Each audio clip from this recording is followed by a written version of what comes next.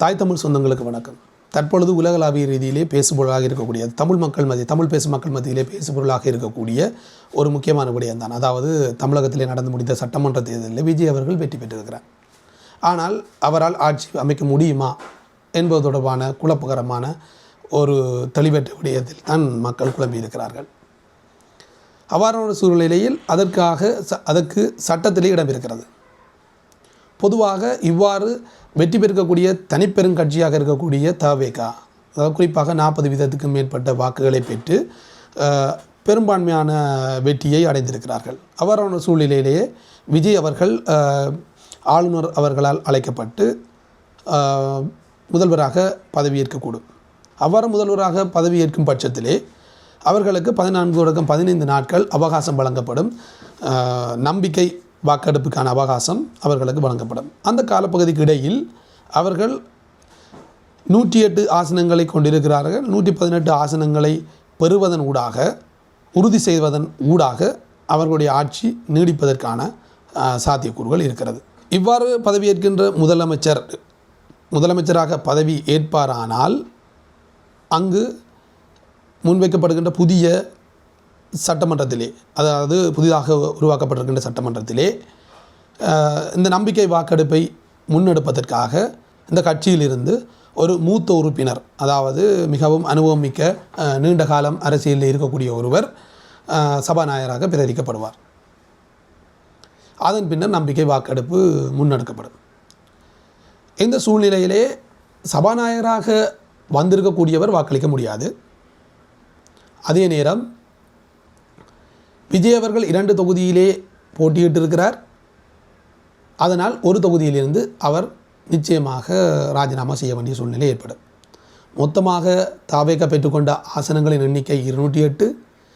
விஜய் அவர்கள் ராஜினாமா செய்கின்ற பொழுது அவருடைய ஒரு ஆசனம் இல்லாமல் போகிறது. அதே நேரம் சபாநாயகராக ஒருவர் பிரேரிக்கப்படுகின்ற பொழுது 2 பேர் வாக்களிக்க முடியாத சூழ்நிலை ஏற்படுகிறது.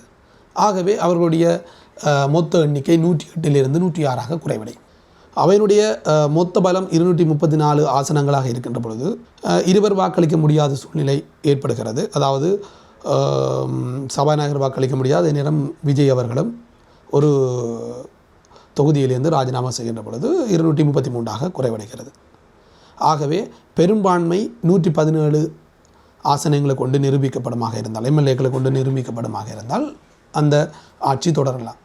இவ்வாறு நிரூபிக்கப்பட முடியாத பட்சத்தில் இங்கே தான் ஒரு ட்விஸ்ட் ஒன்று இருக்கிறது. என்னவென்றால், நம்பிக்கை வாக்கெடுப்பின் போது 233 மொத்த உறுப்பினர்கள் இருக்கின்ற பொழுது அதில் 22 எதிர்க்கட்சி சார்பாக 22 பேர் உதாரணமாக வரவில்லை என்று வைத்துக்கொள்வோம்.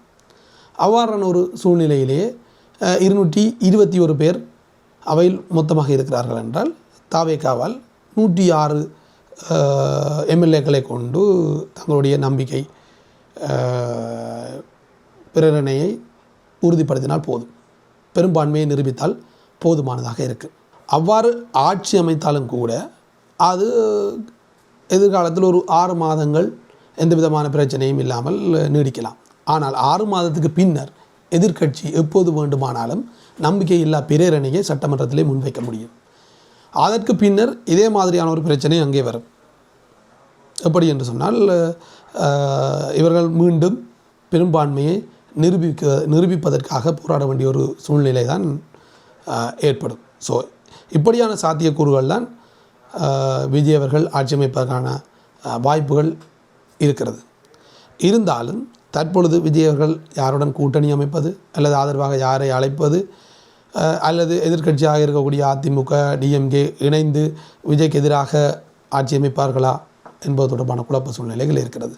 அதிலும் விட தற்பொழுது ஆளுநர் விஜய் அவர்களை அழைத்து முதலமைச்சராக பதவியேற்க அனுமதிக்கவில்லை, அல்லது ஆளுநரை சந்திக்க சென்ற விஜய் அவர்கள் புறக்கணிக்கப்பட்டார், அல்லது அவர் முதலமைச்சராக பதவியேற்பதற்கு அனுமதிக்கப்படவில்லை, அவர் உடனடியாக பதவியேற்க வேண்டும் என்று தமிழகம் பூராகவும் இவ்வாறான ஒரு குழப்பகரமான சூழ்நிலை தான் தற்பொழுது நிலவி கொண்டிருக்கிறது. பொறுத்திருந்து பார்ப்போம் என்னதான் இந்த தமிழ்நாடு அரசியலிலே நடக்கப் போகிறது என்பது தொடர்பான விடயத்தை. எதிர்வரும் காலங்களில் இவ்வாறான காணொலிகளோடு உங்களை சந்திப்பதற்கு நானும் ஆசைப்படுகிறேன். நேரம் இருக்கின்ற பொழுது என்னுடைய விடயங்களை நான் உங்களுடன் பகிர்ந்து கொள்ள முயற்சிக்கிறேன்.